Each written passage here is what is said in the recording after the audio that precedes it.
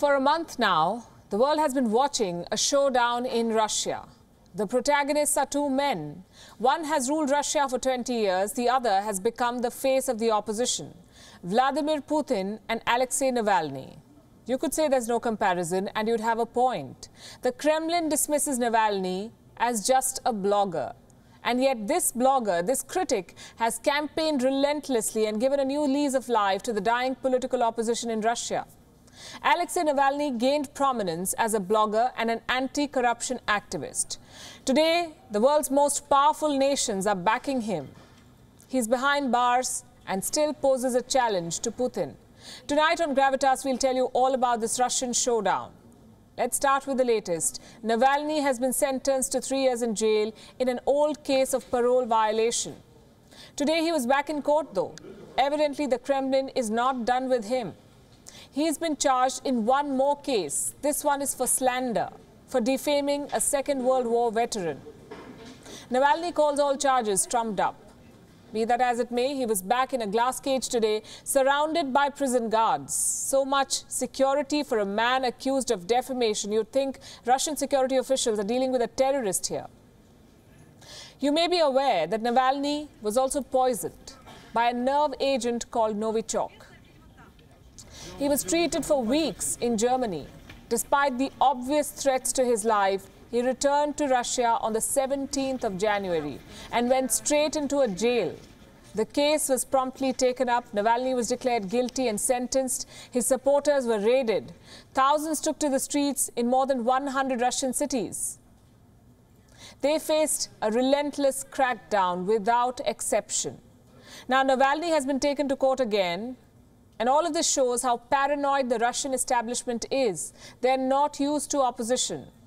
This is the birth of an opposition movement in Russia. It poses a challenge for Vladimir Putin.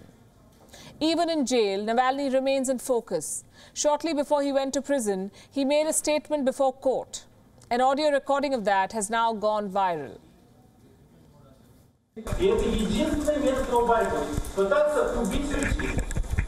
И сколько бы он ни изображал из себя великого геополитика, великого какого-то такого мирового лидера, его обида главная в отношении меня теперь заключается в том, что в историю он войдет. Quite dramatic, but what next? The man is in jail. What is the strategy of his camp?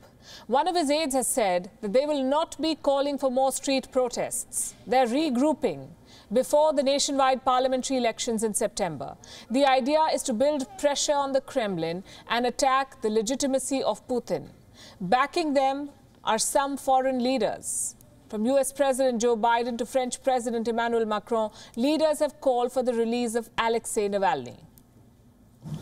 Mr. Navalny, like all Russian citizens, is entitled to his rights under the Russian Constitution. He's been targeted for exposing corruption. He should be released immediately and without condition. I think this is a huge mistake, even for Russian stability today. So Navalny case is a very serious situation. We decided some sanctions, and I do regret and I do condemn these decisions. Europe is serious about sanctions on Russia. Today, the European Union's top diplomat met with Russian Foreign Minister Sergei Lavrov. He called on Moscow to release Navalny. Lavrov has dismissed the demand. He has termed the reaction from the West hysteria.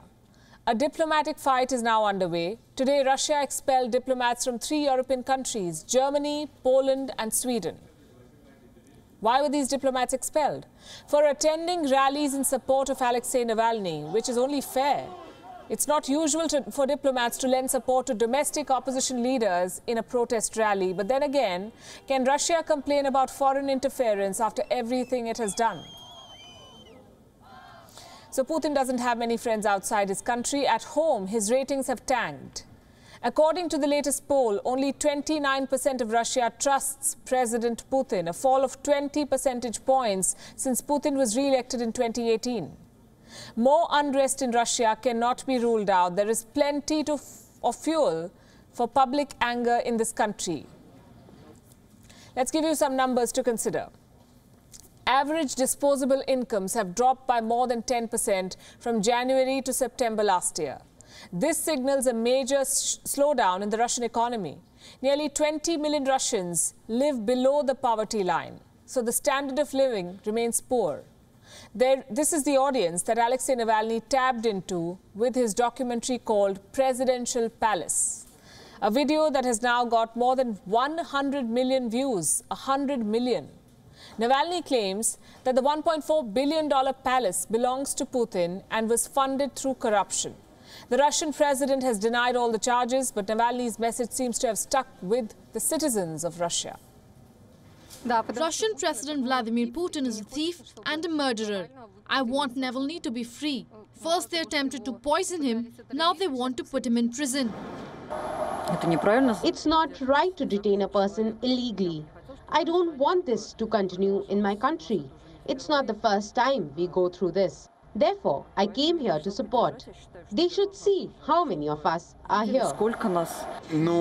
The situation is actually frightening, as it is illegal and it contradicts any possible laws in our country.